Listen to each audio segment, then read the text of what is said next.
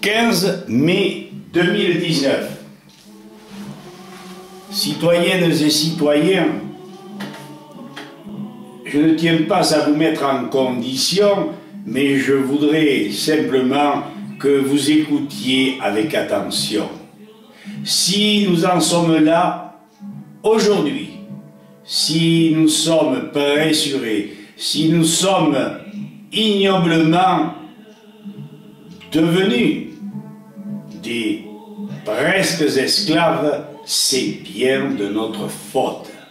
Nous ne savons pas nous unir, nous ne savons pas nous révolter d'une manière pacifique, mais avec respect, mais aussi avec pugnacité. Donc, la vidéo s'intitule « Pas de gouvernement mondial ». Gilets jaunes, éveilleurs de conscience, esprits frondeurs, citoyens civilisés, révoltés, mères de famille protectrices, vieux de la vieille, expérimentés, je m'adresse à vous tous. Comprenez décidément, mettez-vous en branle.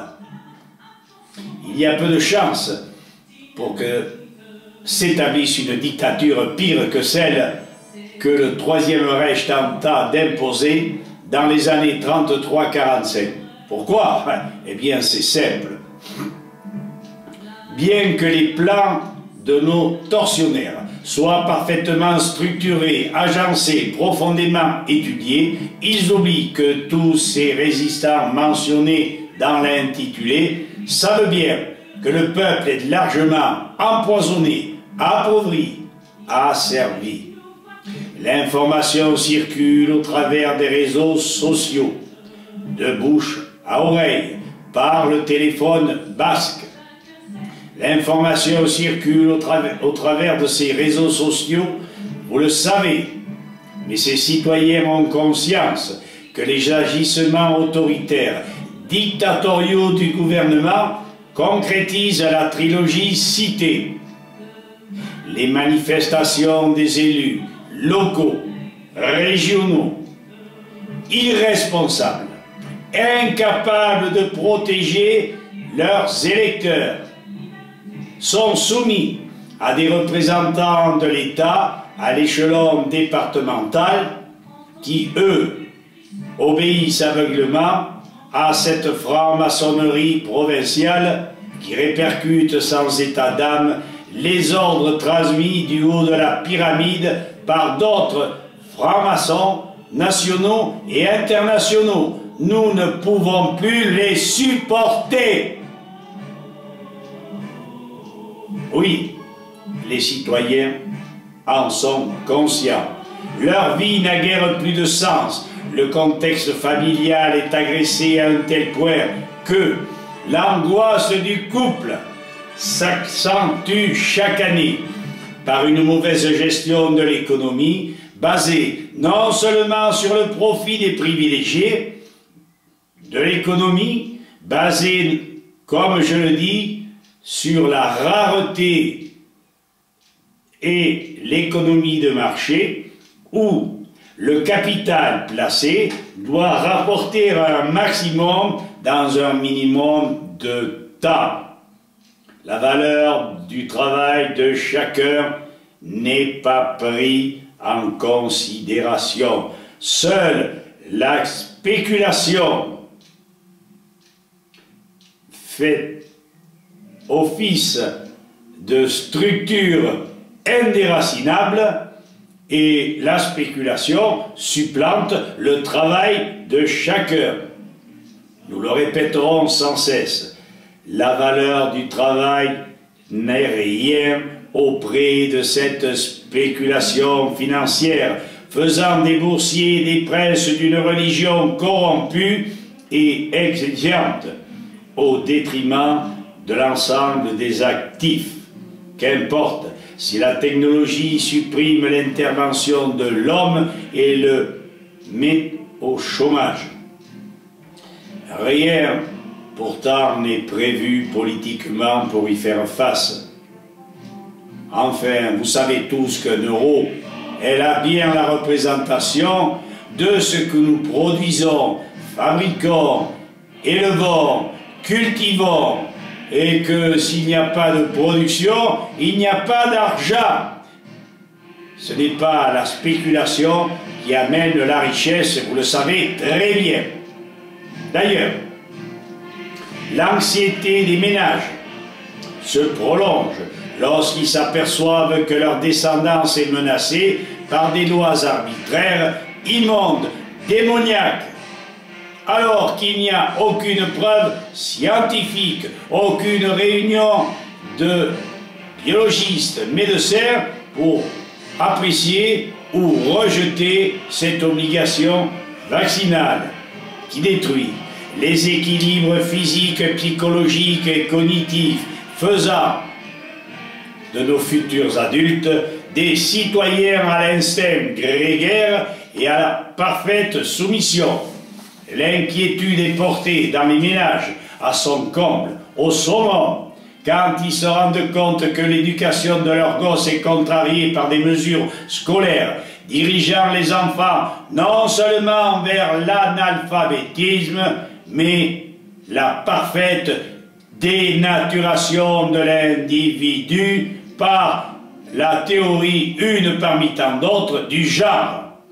La peur atteint des niveaux intolérables lorsque le couple s'aperçoit qu'ils ne sont plus maîtres d'un principe sacré, l'art d'éduquer les enfants afin qu'ils puissent affronter en parfaite communion avec la nature et leurs congénères la vie.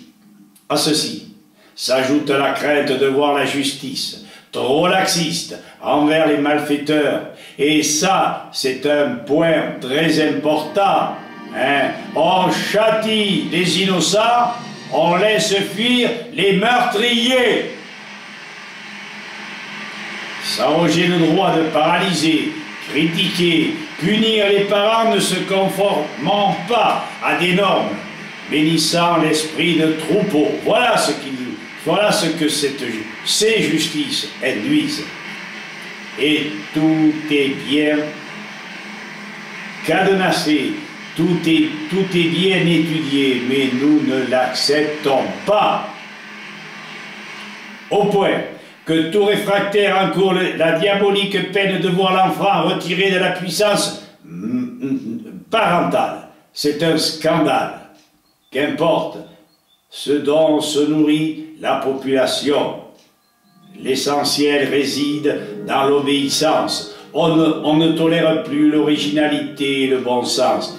Vive la chimie, les produits de synthèse, tant dans les champs, l'air, la table, les corps. Faut-il s'étonner qu'il y ait autant de cancers, de maladies de dégénérescence, d'infarctus ou autres? La France porte haut le flambeau de notre décrépitude. Nous étions pourtant les premiers avant que les vaccinations deviennent obligatoires. Oui, les citoyens sont bien conscients de ces changements mortifères. Une infime partie de la population réagit à ces désordres orchestrés. Nous ne serions pas logiques et notre laïus défaitiste si nous n'avertissions pas nos compatriotes que tout système a une fin, d'autant plus rapide que nos souffrances découlant de ces mesures accentuent inexorablement le ras-le-bol de notre majorité. Des réactions concertées, mesurées, puis le changement à la suite.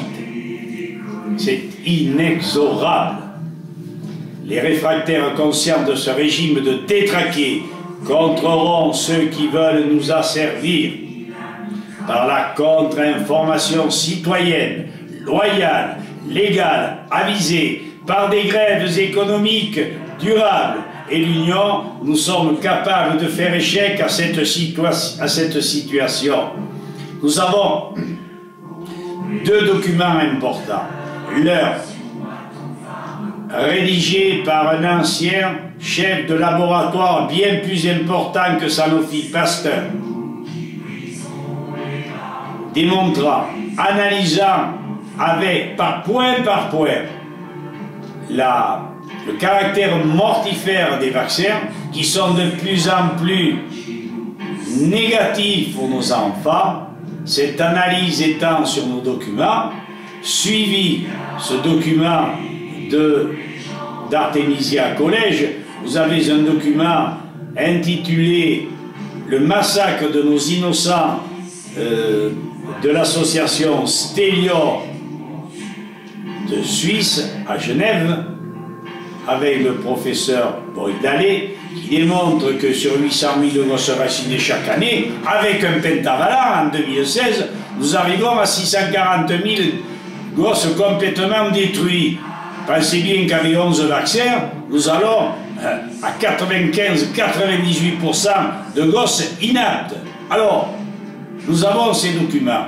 Vous avez mon mail, je vous le fais savoir, jacques.dodon, DAUDON, Vous avez ces deux documents à votre disposition et vous les donnez, vous les photocopiez, vous les distribuez aux artisans, paysans, médecins, pharmaciens, instituteurs, maires et toutes les autres corporations pour que ces gens sachent et que, prenant peur, ils se joignent à nous pour repousser tous ces gens qui nous veulent du mal. La France mérite beaucoup mieux et elle en est là parce que les gens ont refusé de réfléchir, parce que les gens ont refusé de s'informer et refusé de participer. Gilets jaunes, faites votre travail, montrez l'exemple, produisez, dupliquez, répartissez, donnez autour de vous ces deux documents que nous vous enverrons le plus rapidement possible. Nous vous le promettons, nous sommes des capitaines de vaisseau, d'un navire qui prend l'eau, dépêchons-nous de quitter le navire en faisant ce que nous vous indiquons. Nous n'avons pas de, comment dire, nous n'avons pas d'impératif, nous n'avons pas de visée secondaire, nous voulons simplement le rééquilibre de notre France qui est un pays sacré. Merci de m'avoir écouté et j'espère que vous réagirez en nombre. C'est le moment ou jamais. Informez, informez, informez. Demandez-nous nos documents, il y en a deux, celui d'Artemisia Collège, celui de l'association Stelio et d'Elk Harod de Genève. Merci de nous avoir écoutés et nous pensons fortement que vous nous demanderez ce dont nous vous avons parlé. Merci et à bientôt.